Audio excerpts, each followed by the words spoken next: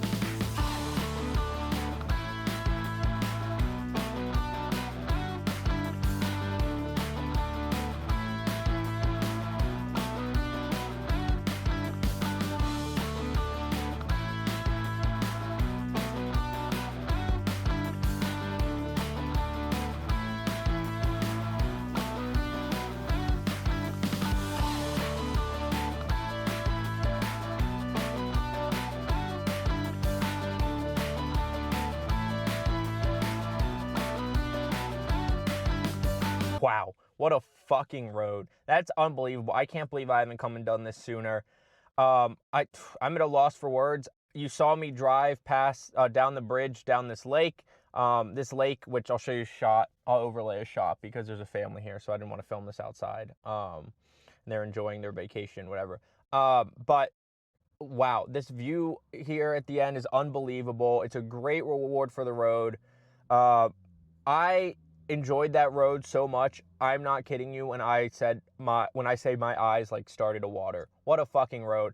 You know, a lot of us growing up that are into cars as teenagers, when you get your license, you go have fun on back roads, and this is like having fun on the ultimate back road.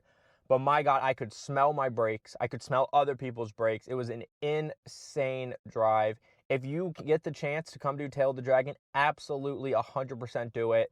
I went hard. I'm someone who gets motion sick kind of easily, but it's usually as a passenger. I usually have no problems as a driver, and I started to get motion sick at one point and I actually had to chill out towards the end. And so I'm actually going to take a more leisurely way to head back home. It's probably going to add another half an hour plus to my trip home, but I would be leisurely on the way back down the Dragon to the other side, and I don't want to get in the way of other drivers.